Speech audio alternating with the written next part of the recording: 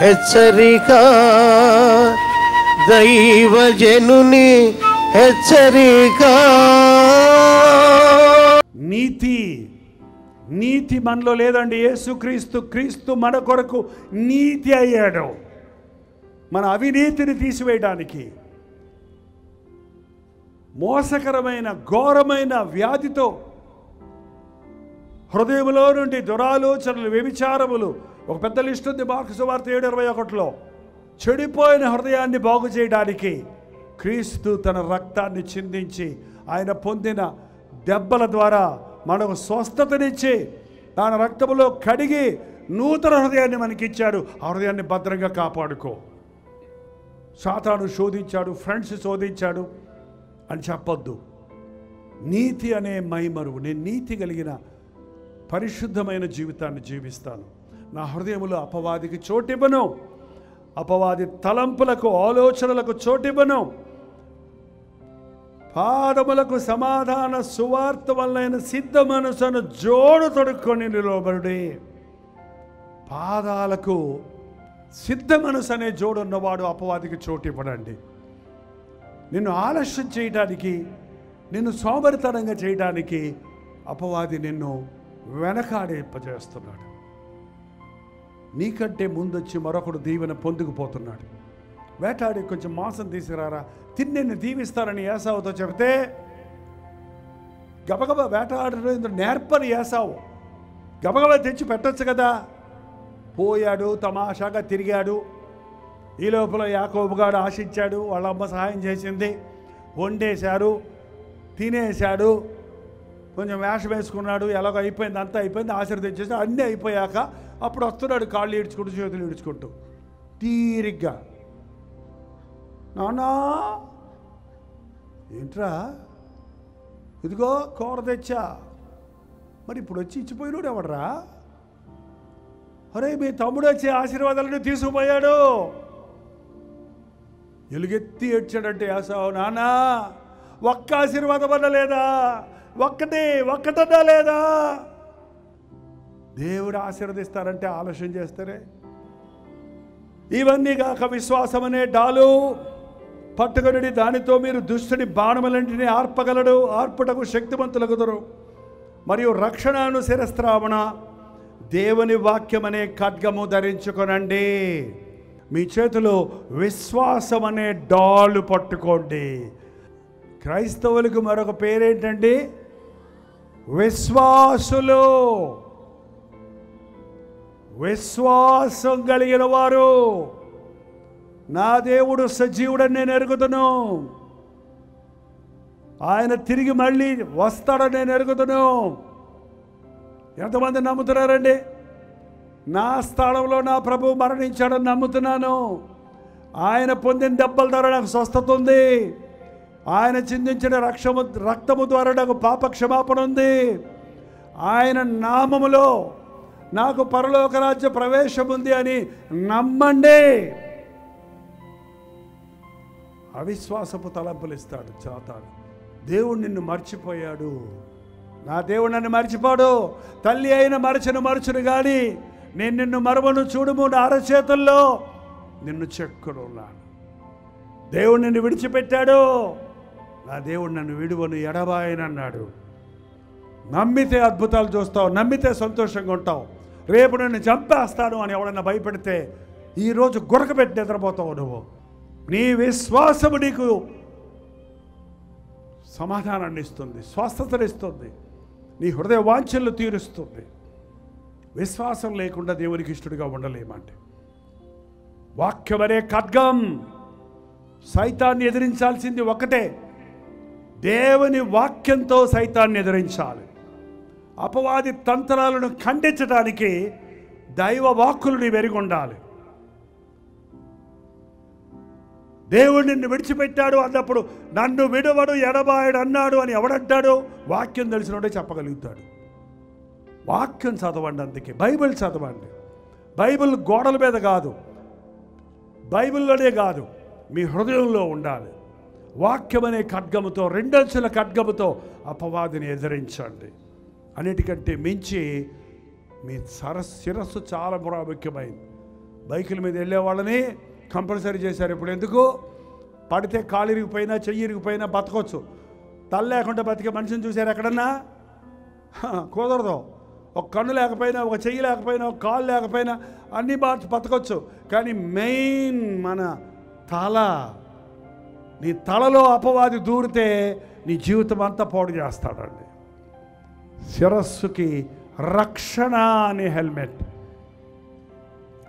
నువ్వు రక్షించబడిన వ్యక్తివైతే, యేసుక్రీస్తు రక్తములో కడగబడిన వ్యక్తివైతే, నీవు ఆయన సొత్తుగా మారిపోయావు. రక్షణ అనే శిరస్త్రావణ ధరించండి. రక్షణ లేకుండా ఉన్నవారు ఈ రాత్రి ఇక్కడ ఉన్నారేమో. మన పాపమును మనం ఒప్పుకున్న మరుక్షణంలో ఆయన రక్తంలో కడగబడుతున్నాం, ఆయన సొత్తుగా మార్చబడుతున్నాం.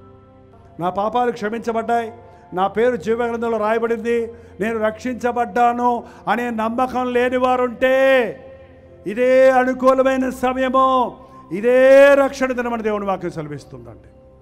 అన్ని పరిస్థితుల్లో కూడా నా యేసయ్య ఉన్నాడు, నేను ఆయన బిడ్డను, ఆయనకు తెలియకుండా ఎవడు నాకు హాని చేయలేడు, నా దేవుడు నన్ను కంటి పాపను కాపాడినట్లు కాపాడుతున్నాడు అనే విశ్వాసం నీకుంటుంది. కాబట్టి అన్ని స్థితిగతుల్లో కూడా సమాధానంగా ఉండగలుగుతావు, అద్భుతాలను నీ జీవితంలో చూడగలుగుతావు. అది నిజమైన క్రైస్తవత్వం. అట్టి జీవితంలో దేవుడు మనకిచ్చును గాక. ప్రార్థన. పరిశుద్ధుడా, ప్రేమగల తండ్రి, నీవు నన్ను విలువ పెట్టి కొన్నావు కదా, నీ సొత్తైన ప్రజగా చేసుకున్నావు కదా, నీవిచ్చు సర్వాంగ కవచముతో నన్ను నింపయ్యా. ఎవరెవరో ఇప్పటికే అపవాది చేతుల్లో పడి నలిగిపోతున్నారు, సాతాను తంత్రాలలో పడి నష్టపోయి ఉన్నారు, అట్టి వారిని నజరేయుడైన యేసుక్రీస్తు నామములో విడుదల చేయించున్నాము తండ్రి. పరిశుద్ధాత్మ కార్యములు బలముగా మా హృదయాలలో ఈ రాత్రి కొనసాగునట్లుగా దీవించి పంపించమని యేసుక్రీస్తు నామములో అడుగుచున్నాను తండ్రి. ఆమేన్.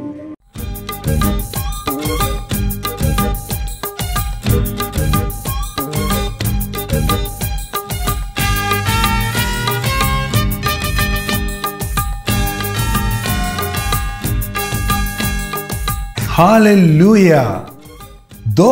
దోహా పరిసర ప్రాంతాల్లో ఉన్న వారికి శుభవార్త.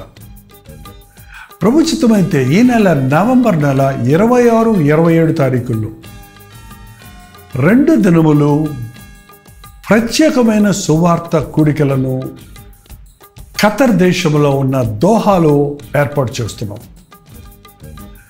అక్కడ ఉన్నటువంటి దైవజనులు ఈ మీటింగులు ఏర్పాటు చేయడం జరుగుతుంది. మిమ్మల్ని అందరినీ ఈ మీటింగులకు ప్రేమతో ఆహ్వానిస్తున్నాం. దోహా పరిసర ప్రాంతాల్లో ఉన్న వారందరూ మిమ్మల్ని ముఖాముఖిగా చూడడానికి, మీకోసం వ్యక్తిగతంగా ప్రార్థించడానికి చెన్నై నుంచి మేము దోహా వస్తున్నాం. అనుదిన ధ్యానం ద్వారా దేవుని వాక్యాన్ని వింటూ మేలు పొందుతున్న మీరు రండి, మనందరం కలిసి ప్రభువును ఆరాధిద్దాం, గొప్ప ఉద్యమాన్ని చూద్దాం. గుర్తుపెట్టుకోండి, నవంబర్ 26వ తారీఖు 7 గంటల నుండి 10 గంటల వరకు, అలాగే నవంబర్ 27వ తారీఖు 7 గంటల నుంచి 10 గంటల వరకు ఒకే స్థలంలో ఈ 2 దినాల మీటింగులు జరుగుతున్నాయి. రండి. చిరునామా గమనించండి. Cana hall, religious complex, Anglican centre, Abu Hamour, Doha. ఈ విషయం మీకు ఇంకా వివరాలు కావాలంటే క్రింద ఇవ్వబడినటువంటి ఫోన్ నెంబర్స్కు మీరు వాట్సాప్ ద్వారా కాంటాక్ట్ చేయండి, లేక ఫోన్ చేసి వివరాలు తెలుసుకోండి. రండి. ప్రతి అనారోగ్యం నుండి విడిపించబడినట్లు, ప్రతి బాధ నుండి, శ్రమ నుండి తప్పించబడినట్లు, ప్రభు తన గాయపడే హస్తముతో మనల్ని ముట్టి ఉజ్జీవించినట్లు దేవుని అద్భుత కార్యాలను అనుభవిద్దాం. రండి, పాల్గొనండి, దైవాశీస్సులు పొందండి.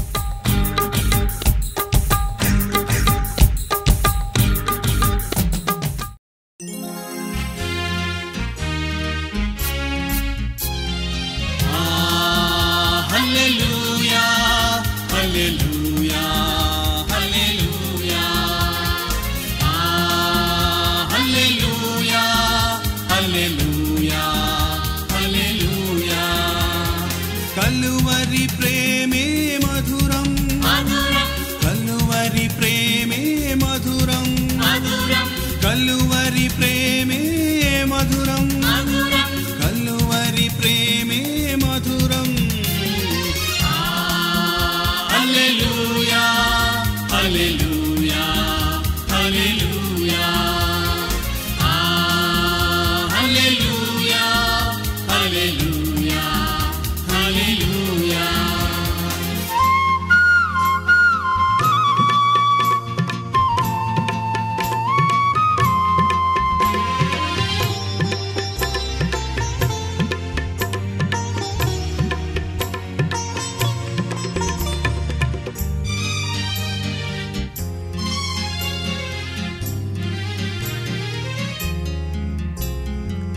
సిలువపైన విలువ త్యాగం చేసినావుగా,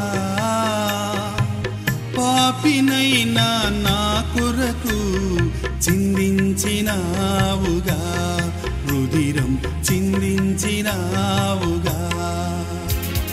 కలువరి ప్రేమే మధురం, కలువరి ప్రేమే మధురం, కలువరి ప్రేమే మధురం, కలువరి ప్రేమే మధురం. హల్లెలూయా హల్లెలూయా హల్లెలూయా.